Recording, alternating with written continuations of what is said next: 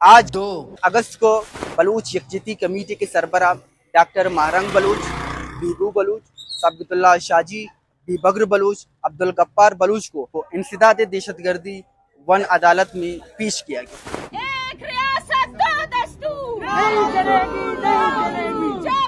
آجی کی شکل میں زندہ ہے، زادی کی شکل میں۔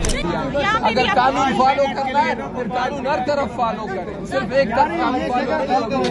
سماعت انسداد دہشت گردی عدالت 1 کے جج محمد علی مبین کی BYC قیادت کی جانب سے ایڈوکیٹ اسرار بلوچ، شعیب بلوچ اور ایڈوکیٹ عوض زہری عدالت میں پیش ہوئے۔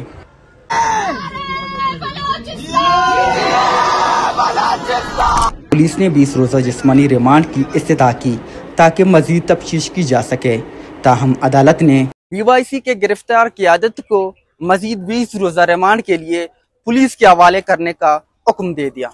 کیمرہ مین اللہ داد کے ساتھ سرفراز شاہ، گدوشیا پوائنٹ، کوئٹہ۔